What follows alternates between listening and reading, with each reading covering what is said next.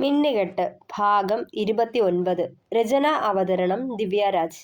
എഡ്ഡിക്കൊപ്പമുള്ള ഫോട്ടോസായിരുന്നു എല്ലാം. മറ്റൊരാൾ കണ്ടാൽ അവരുടെ സ്വകാര്യ നിമിഷങ്ങളിൽ അവർ പോലും അറിയാതെ പകർത്തിയതാണെന്നേ ഒറ്റ നോട്ടത്തിൽ പറയൂ. കൂടുതലും ട്രാൻസ്പെറൻ്റായ ഉടലഴക് എടുത്തു കാട്ടുന്ന രീതിയിലുള്ള വസ്ത്രങ്ങൾ ധരിച്ചത്. കണ്ട കാഴ്ച വിശ്വസിക്കാൻ കഴിയാതെ വിറങ്ങലിച്ചു പോയവൾ. AC-യുടെ തണുപ്പിലും അവളുടെ ശരീരം വിയർത്തു. ഇച്ചായനെങ്ങാനും ഇത് കണ്ടിരുന്നെങ്കിലോ? തന്നെ തെറ്റിദ്ധരിക്കില്ലേ?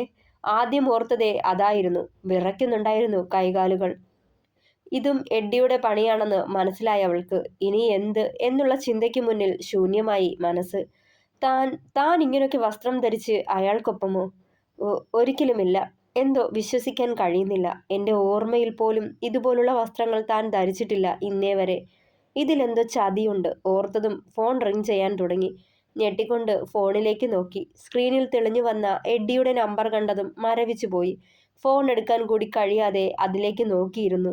പെട്ടെന്നുള്ള ഉൾപ്രേരണയിൽ വേഗം ഫോൺ കയ്യിലെടുത്തു. കോൾ അറ്റൻഡ് ചെയ്തു. ഹലോ, വിറയോടവൾ പറഞ്ഞതും. അമ്മാളു, ഇച്ചായൻ അയച്ചു തന്ന ഫോട്ടോസ് കണ്ടായിരുന്നോ? വശ്യതയോട് ചോദിച്ചവൻ. ഇപ്പോ എൻ്റെ കൊച്ചിന് വിശ്വാസമായോ നമ്മൾ തമ്മിൽ പ്രണയത്തിലായിരുന്നെന്ന്? ഒരിക്കലും പിരിയാനാവാത്ത വിധം നമ്മുടെ ബന്ധം ഗാഢമായിരുന്നെന്ന്? ചിരിയോടെ ചോദിച്ചു. ഒന്നും മിണ്ടാതെ നിന്നവൾ. അങ്ങനെ വിശ്വസിക്കാൻ അവൾക്ക് കഴിയുമായിരുന്നില്ല.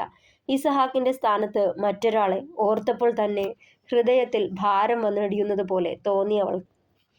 അതുമാത്രമല്ല, ഞാനും നീയും എല്ലാ അർത്ഥത്തിലും ഒന്നായവരാ. ഇനി ഒരിക്കലും എനിക്ക് നിന്നെ വേർപിരിയാൻ കഴിയില്ല അമ്മാളു. നീ തന്നെ പറയ്. എനിക്കൊപ്പം ശരീരം പങ്കുവച്ച നീ എൻ്റെ ഇച്ചായൻ്റെ മിന്നും ധരിച്ച് ഇച്ചായനൊപ്പം ജീവിക്കുന്നത് ചതിയല്ലേ? ഇച്ചായനോട് ചെയ്യുന്ന കൊടും ചതി. അതുകൊണ്ട് ഇനിയും വൈകാതെ എൻ്റെ ജീവിതത്തിലേക്ക് തിരിച്ചു വരണം നീ. എനിക്ക് നിന്നെ വിട്ടുകൊടുക്കാൻ കഴിയില്ല അമ്മാളു. നിന്നോടൊപ്പം തന്നെ എനിക്ക് ഈ ജന്മം ജീവിച്ചു തീർക്കണം. എഡ്ഡി അത് പറഞ്ഞതും. നുണയായി പറഞ്ഞത്. എൻ്റെ ശരീരത്തിൽ നിങ്ങൾ തൊട്ടിട്ടില്ല. എൻ്റെ ജോച്ചായനല്ലാതെ. അതെനിക്കറിയാം. എൻ്റെ ജോച്ചായന എന്നെ ആദ്യമായി. ഈ ഫോട്ടോ സത്യമല്ല. ഇതിലെന്തോ ചതിയുണ്ട്. പറഞ്ഞു നിർത്തുമ്പോൾ നേർത്തുപോയി അവളുടെ നാദം. അമ്മാളു, നീ എന്താ ഇപ്പൊ പറഞ്ഞത്? ഇച്ചായൻ നിന്നെ എന്നുവെച്ചാൽ? ഈ സമയം ഇസഹാക്കിനെ തൻ്റെ ശരീരത്തിൽ തൊടാൻ അനുവദിക്കരുതെന്ന് എഡ്ഡി മുൻപ് പറഞ്ഞ് ഭീഷണിപ്പെടുത്തിയത് ഓർത്തെടുത്തവൾ. ഒരു നിമിഷം ഭയന്ന് വിറച്ചുപോയവൾ നിശബ്ദമായി നിന്നു. അമ്മാളു, സബാഷ്, അങ്ങനെ വരട്ടെ. അപ്പോ ഞാൻ ഊഹിച്ചത് ശരിയായിരുന്നു. എൻ്റെ വാക്കിന് നീ വില തന്നില്ല. അനുസരണക്കേട് കാട്ടി. എൻ്റെ വാക്കിനെ ധിക്കരിച്ചുകൊണ്ട് അയാൾക്കൊപ്പം. പല്ല് ഞെരിച്ചുകൊണ്ട് പറഞ്ഞു നിർത്തി എഡ്ഡി. വീണ്ടും തുടർന്നു. നീ പറഞ്ഞത് നേരെ. ആ ഫോട്ടോസ് സത്യമല്ല, മോർഫ് ചെയ്തതാണ്. നിന്റെ നാവിൽ നിന്നും നീ എന്നെ ചതിച്ചോ ഇല്ലയോ എന്ന സത്യം അറിയാൻ വേണ്ടി ചെയ്തതാ. എന്തായാലും അറിയേണ്ടതൊക്കെ ഞാൻ അറിഞ്ഞല്ലോ. മതി. കുറച്ച് കടുപ്പിച്ചു പറഞ്ഞു എഡ്ഡി. കണ്ണുകൾ നിറഞ്ഞൊഴുകി അമ്മാളുവിൻ്റെ. ഭയം മനസ്സിനെയും ശരീരത്തെയും തളർത്തിയിരുന്നു. ഓക്കെ, വിട്ടുകളയാം. നിന്റെ ഈ തെറ്റ് ഞാൻ മറന്നേക്കാം. പകരം നീ എനിക്ക് വേണ്ടി 3 കാര്യങ്ങൾ ചെയ്യണം. സമ്മതമാണോ എന്ന് ചോദിക്കില്ല, നീ അത് ചെയ്യും. ഒന്നാമത്തേത്, മിക്കവാറും അടുത്തയാഴ്ച കുരിശുമറ്റത്തെ സകല സ്വത്ത് വകകളും ഇച്ചായൻ നിന്റെ പേരിലേക്ക് കൂടി മാറ്റിയെഴുതും. ആ സ്വത്ത് വകകൾ എനിക്ക് കൂടി അവകാശപ്പെട്ടതാണ്. അതെനിക്ക് കിട്ടണമെങ്കിൽ നീ ഇച്ചായനുമായി പിരിയണം. അത് കേട്ടതും ശ്വാസമടക്കി പിടിച്ചിരുന്നു അമ്മാളു. അതിനുള്ള കാരണം ഭർത്താവിൻ്റെ ക്രൂര പീഡനം. നിന്റെ ഭർത്താവ്, അതായത് എൻ്റെ ഇച്ചായൻ, ഒരു മാനസിക രോഗിയാണ്. ഓരോരോ കാരണങ്ങൾ പറഞ്ഞ് നിന്നെ ശാരീരികമായും മാനസികമായും ക്രൂരമായി പീഡിപ്പിക്കുന്നു. നിന്റെ സമ്മതമില്ലാതെ പല രാത്രികളിലും നിന്നെ അയാൾ ചെയ്യാറുണ്ട്. കോടതിയിൽ നീ ഇങ്ങനെ പറയണം. എല്ലാവരുടെയും മുന്നിൽ അയാൾ നാണം കെട്ട് തലകുനിച്ച് നിൽക്കണം. അത് കാണണം എനിക്ക്. അത്രയും നാൾ തലയിലേറ്റ് നടന്നവരൊക്കെ ആ ഒറ്റ ദിവസം കൊണ്ട് അയാളെ ആട്ടിയകറ്റണം. അയാളെ നോക്കി കാർക്കിച്ചു തുപ്പണം. വല്ലാത്തൊരു പക നിറഞ്ഞ ആവേശമായിരുന്നു എഡ്ഡിയുടെ ശബ്ദത്തിൽ. മതി, നിർത്ത്. നീ പറയുന്നത് അനുസരിക്കാൻ ഞാൻ നിന്റെ ആരാ? എൻ്റെ ജോച്ചായനെ മനഃപൂർവ്വം ദ്രോഹിക്കാനും വേദനിപ്പിക്കാനുമായ നീ ശ്രമിക്കുന്നതെന്ന് എനിക്കിപ്പോൾ മനസ്സിലായി. നീ എന്നല്ല, ആര് വിചാരിച്ചാലും എൻ്റെ ജോച്ചായന് നേരെ ചെറുവിരൽ അനക്കാൻ കഴിയില്ല. നീ പറയുന്നതൊക്കെ അനുസരിക്കുമെന്ന് കരുതണ്ട. അതൊരിക്കലും നടക്കില്ല. ഈ അമ്മാളുവിന് ശ്വാസമുള്ളിടത്തോളം കാലം എൻ്റെ ഭർത്താവ് ഇസഹാക്ക് ജോൺ തന്നെയായിരിക്കും. കിതപ്പോടവൾ പറഞ്ഞു നിർത്തുമ്പോൾ കണ്ണുകൾ അമർത്തി തുടച്ചു. പുച്ഛം കലർന്നൊരു ചിരി കേട്ടു മറുപുറത്തു നിന്നും. നിന്റെ ഈ തീരുമാനത്തിന് മാറ്റമുണ്ടാകില്ല എന്ന് ഉറപ്പാണോ? അതെ. എന്നാൽ ഒരു കാര്യം കൂടി നീ കേട്ടോ. ഞാൻ പറഞ്ഞത് തന്നെ നടക്കണം. മറിച്ചാണെങ്കിൽ നിന്നെ ഞാൻ ഒന്നും ചെയ്യില്ല. പകരം അയാളെ ഞാനങ്ങ് തീർക്കും. ഇസഹാക്ക് ജോൺ എന്ന നിന്റെ ഭർത്താവിന് അട്ടഹാസത്തോടെ പറഞ്ഞവൻ. ഇനിയും നിന്റെ തീരുമാനത്തിൽ തന്നെ നീ ഉറച്ചു നിൽക്കാണെങ്കിൽ ഒരു കാര്യം നീ ഉറപ്പിച്ചോ, അവന്റെ ഭാര്യയായി അധികം കാലം നീ ജീവിക്കില്ല. കാത്തിരുന്നോ. കോൾ കട്ട് ചെയ്യുന്നതിന് മുന്നേ എഡ്ഡി പറഞ്ഞു. മരവിപ്പ് പടർന്ന ശരീരം അനങ്ങുന്നുണ്ടായിരുന്നില്ല. എന്തു ചെയ്യണമെന്നറിയില്ല, ആരോട് പറയണമെന്നും. നിലത്തിരുന്ന് കരയാൻ തുടങ്ങിയവൾ ഉറക്കെ ഉറക്കെ, ആരും അറിയാതെ. തോളിലൂടെ ആരുടെയോ കരസ്പർശമേറ്റതും മുഖമുയർത്തി നോക്കി അമ്മാളു. തൊട്ടരികിൽ ആനിയെ കണ്ടതും അടക്കിവെച്ച കരച്ചിൽ ചീളുകൾ പുറത്തേക്ക് വന്നു. അവൾക്ക് മുന്നിൽ മുട്ടുകുത്തിയിരുന്നു കൊണ്ട് അവളുടെ മുഖം കൈക്കുമ്പിളിലെടുത്തു ആനി. കരഞ്ഞു വീർത്ത അവളുടെ മുഖം കണ്ടതും നെറ്റി ചുളിച്ചുകൊണ്ട് അവളെ നോക്കി. അമ്മാളു, എന്താടാ പറ്റിയേ? എന്തിനാ നീ കരഞ്ഞത്? ചോദിച്ചതും വിറയോടെ ഫോൺ കയ്യിലെടുത്ത് എഡ്ഡി സെൻഡ് ചെയ്ത ഫോട്ടോസ് അവളെ കാണിച്ചു. ആനി അതിലേക്ക് ഉറ്റുനോക്കി. എല്ലാ ഫോട്ടോസും സ്ക്രോൾ ചെയ്ത് കണ്ടു. അമ്മാളു, ഇത് കണ്ടാൽ അറിയാം ഇതൊന്നും റിയൽ അല്ല, മോർഫ് ചെയ്തതാ. ആനി അവളെ നോക്കിയതും അതേന്ന് തലയാട്ടി. പിന്നെന്താ നിന്റെ പ്രശ്നം? അവൾ വീണ്ടും അമ്മുവിനെ നോക്കി. ആനി, അയാളുടെ ലക്ഷ്യം ഞാൻ മാത്രമല്ല, ഇച്ചായന്റെ സ്വത്തുക്കളാ. പിന്നെ ഇച്ചായനെ ദ്രോഹിക്കാനും നാണം കെടുത്താനും ഒക്കെയാ, കരച്ചിലോടെ പറഞ്ഞു. നീ നീ എന്തൊക്കെയാ പറയുന്നത്? അയാൾ നിന്നെ വീണ്ടും വിളിച്ചോ? അവൾ തലയാട്ടി. എന്നിട്ട് അയാൾ എന്താ പറഞ്ഞത്? ഇടർച്ചയോടെ ചോദിച്ചവൾ. എഡ്ഡി പറഞ്ഞതൊക്കെ അമ്മാളു ആനിയോട് പറഞ്ഞു. അവൾ പറഞ്ഞതെല്ലാം കേട്ട് അവളുടെ മുഖം ദേഷ്യം കൊണ്ട് മുറുകി. ഷേ, ഇത്രയ്ക്ക് വൃത്തികെട്ടവനാണോ അയാൾ? സ്വത്തിനു വേണ്ടി സ്വന്തം സഹോദരനെ തന്നെ ചതിക്കുന്ന ദുഷ്ടൻ. ശരിക്കുള്ള സത്യങ്ങൾ അയാൾക്ക് അറിയില്ല. അറിഞ്ഞു കഴിഞ്ഞാൽ അയാൾ പിന്നെ ഒന്നുമല്ലാതാവും. അവൾ പറയുന്നതിന്റെ പൊരുൾ മനസ്സിലാവാതെ അവളെ തന്നെ അന്തിച്ചു നോക്കി അമ്മാളു. പാവ ജോണിച്ചായൻ. അയാളുടെ മനസ്സിലിരിപ്പ് അറിയാതെ അയാളെ അത്രമാത്രം വിശ്വസിക്കുന്നുണ്ട്. ഇതൊക്കെ അറിഞ്ഞു കഴിയുമ്പോൾ തകർന്നു പോവേയുള്ളൂ ആ പാവം. ആനി അതുകൂടി പറയവേ അവളുടെ തോളിലേക്ക് ചാഞ്ഞു അമ്മു. എനിക്ക് പേടിയാവാ ആനി. ഇച്ചായൻ ഇതൊക്കെ അറിഞ്ഞു കഴിയുമ്പോൾ എന്നെയും വെറുക്കില്ലേ? തകർന്നു പോവില്ലേ? പക്ഷെ പറയാതിരിക്കാനും പറ്റില്ല. എത്ര കാലം അയാളെ പേടിച്ചിങ്ങനെ ഉരുകി ഉരുകി ജീവിക്കും ഞാൻ? നീ അതോർത്ത് ടെൻഷൻ ആവണ്ട. ഞാൻ നിന്നോട് പറഞ്ഞിരുന്നതല്ലേ എഡ്ഡിച്ചായന്റെ കാര്യം ഓർത്ത് നീ ടെൻഷൻ ആവണ്ടാന്ന്. ഞാൻ നോക്കിക്കോളാം. ഇച്ചായനെ അറിയിക്കാതെ തന്നെ ഈ പ്രശ്നം ഞാൻ പരിഹരിക്കും. പക്ഷേ ഇപ്പോഴല്ല, കുരിശുമറ്റത്ത് ചെന്നിട്ട്. ഇതൊന്നും ഫോണിലൂടെ പറഞ്ഞ് പരിഹരിക്കാനുള്ള കാര്യമല്ല, അയാളോട് നേരിട്ട് പറയേണ്ടതാ. അതുകൊണ്ട് നീ കുറച്ചുനാൾ കൂടി ക്ഷമിക്ക്. അതുവരെ അയാളുടെ കോൾ വന്നാൽ അറ്റൻഡ് ചെയ്യണ്ട. മനസ്സിലായോ? ഇപ്പോ ജോണിച്ചായനോട് ഒന്നും പറയണ്ട. വെറുതെ ഇച്ചായനെ കൂടി വിഷമിപ്പിക്കണ്ട. നീ ഹാപ്പി ആയിട്ടിരിക്കാൻ നോക്ക്. അതിനു വേണ്ടിയിട്ടല്ലേ ഇച്ചായൻ നിന്നെ ഇവിടേക്ക് കൊണ്ടുവന്നത്? എന്നിട്ട് ഇങ്ങനെ കരഞ്ഞുകൊണ്ടിരുന്നാൽ ആൾക്ക് വിഷമം തോന്നില്ലേ? ഇച്ചായനെ വേദനിപ്പിക്കാനും നാണം കെടുത്താനുമല്ലേ അയാൾ ഇതൊക്കെ ചെയ്തു കൂട്ടിയത്. അയാളുടെ മുന്നിൽ നിങ്ങൾ രണ്ടാളും ഹാപ്പി ആയിട്ട് ജീവിച്ച് കാട്ടുകയാ വേണ്ടത്. മനസ്സിലായല്ലോ? അവളുടെ കണ്ണുനീർ തുടച്ചു നീക്കി ആനി. എനിക്ക് പേടിയാ ആനി. അയാൾ എൻ്റെ ഇച്ചായനെ എന്തെങ്കിലും ചെയ്യുമോ എന്ന്. പറഞ്ഞു കഴിഞ്ഞ് ദീർഘമായി നിശ്വസിച്ചവൾ. ജോണിച്ചായനെ അയാൾ എന്തെങ്കിലും ചെയ്യുമോ എന്ന് നിനക്ക് പേടിയാണെന്ന്. ഒന്ന് ചുണ്ടുകൊടിച്ച് ചിരിച്ചവൾ പിന്നെ തുടർന്നു. ഇതുവരെ സ്വന്തം കെട്ടിയവനെ മനസ്സിലായിട്ടില്ലേ മോൾക്ക്? അതാ ഇങ്ങനെ തോന്നണത്. എൻ്റെ കൊച്ചേ, ഇച്ചായനെ അയാൾ ഒന്നും ചെയ്യില്ല. നീ അതോർത്ത് വെറുതെ ടെൻഷൻ ആവണ്ട. അതുപോലെ വേണ്ടാത്തതൊന്നും ഓർത്ത് കരഞ്ഞ് കരഞ്ഞ് ഇച്ചായനെ സംശയം ഉണ്ടാക്കാൻ നിൽക്കേണ്ട കൊച്ചിപ്പോ. എണീറ്റ് വരാൻ നോക്ക്.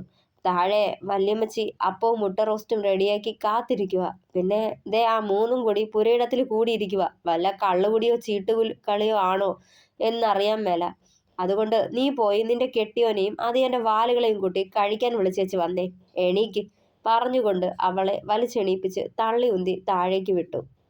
തറവാടിന് പിന്നിലെ ഒഴിഞ്ഞ പുരയിടത്തിൽ 3 ചെയറുകളിലായി ഇരിക്കുകയായിരുന്നു ഇസഹാക്കും എബിയും ബദ്രിയും.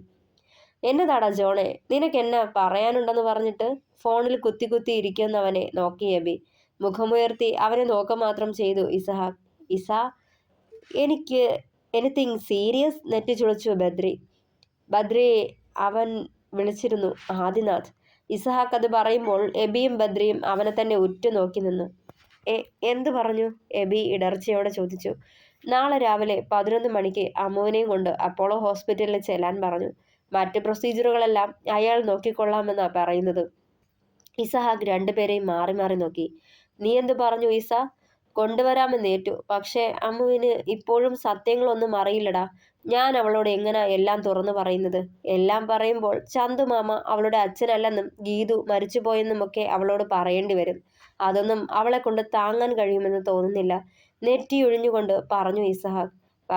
പക്ഷേ സത്യങ്ങൾ അവൾ ഉടനെ അറിയേണ്ടതല്ലേ ഈസ? എന്തായാലും നീ അവളെയും കൂട്ടി ആദി പറഞ്ഞ പോലെ ഹോസ്പിറ്റലിലേക്ക് ചെല്ലുമ്പോൾ അവൾ തന്നെ നിന്നോട് ചോദിക്കും. അപ്പോ നീ തന്നെ എല്ലാം തുറന്നു പറയേണ്ടി വരും. ഇന്നൊരു രാത്രി കൂടി കഴിഞ്ഞ് അവൾ എല്ലാം അറിയേണ്ടതാ. അതിനുവേണ്ടി നീ പ്രിപ്പയർ ചെയ്താൽ മതി. ആദ്യമൊക്കെ സത്യങ്ങൾ ഉൾക്കൊള്ളാൻ അവൾക്ക് ബുദ്ധിമുട്ടായിരിക്കും.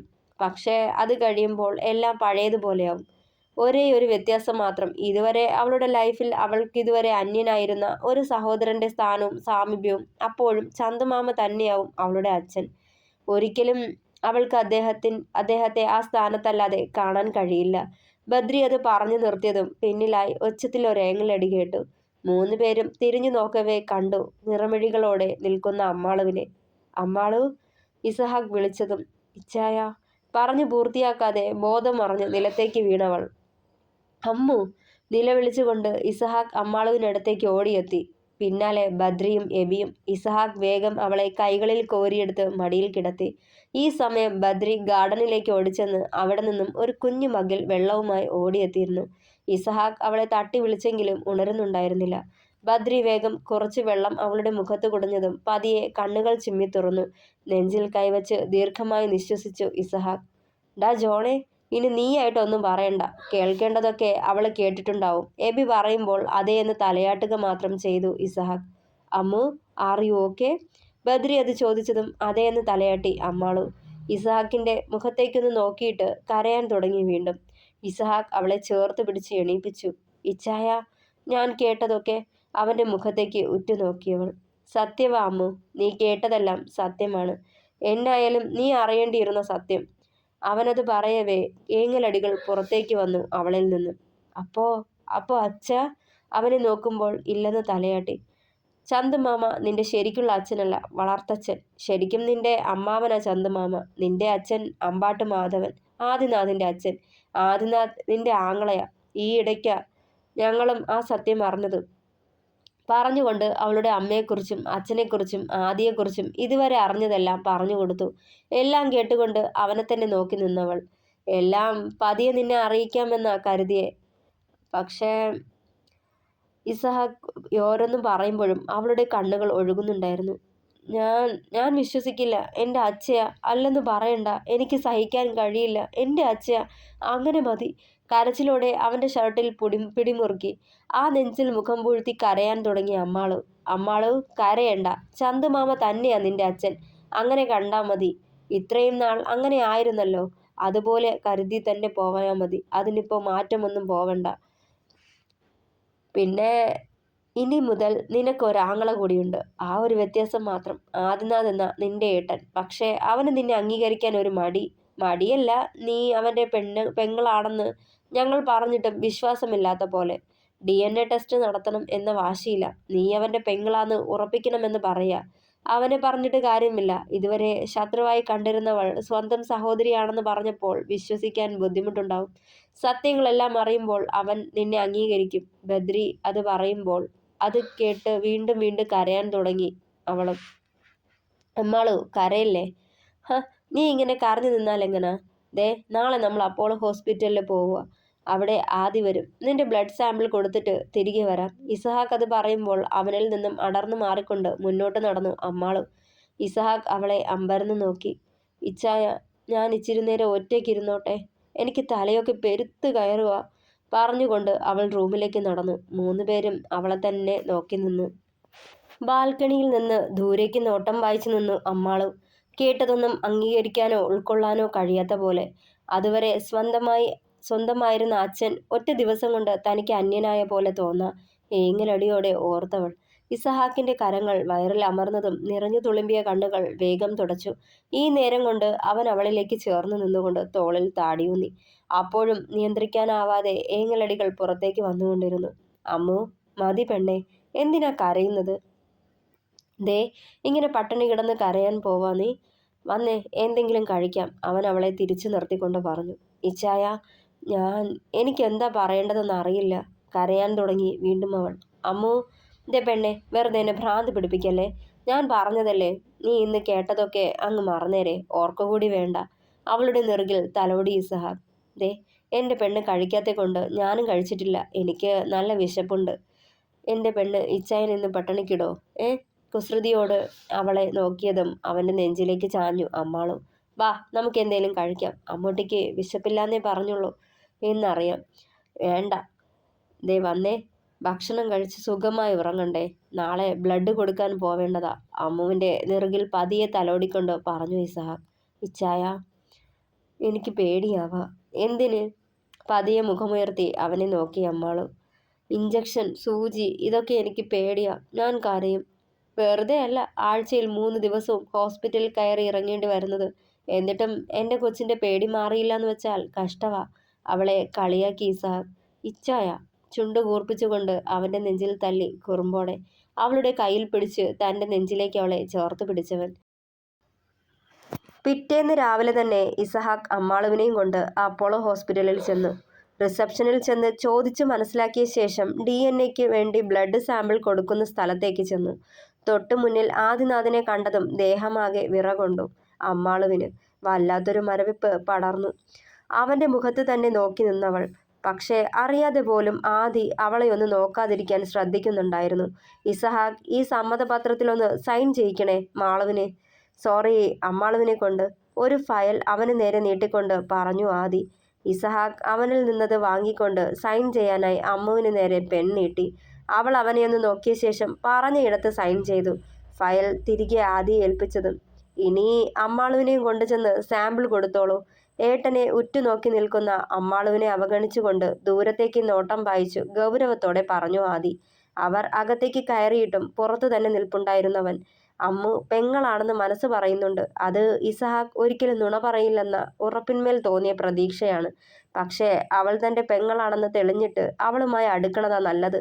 അനാഥനായിരുന്നെന്ന് ഇതുവരെ വിശ്വസിച്ച് ജീവിച്ചതാ. പെട്ടെന്ന് ഒരു അനിയത്തിക്കുട്ടി ഉണ്ടെന്ന് കേട്ടപ്പോൾ മനസ്സ് വല്ലാതെ മോഹിക്കുക, സ്നേഹിക്കാനും സ്നേഹിക്കപ്പെടുവാനും.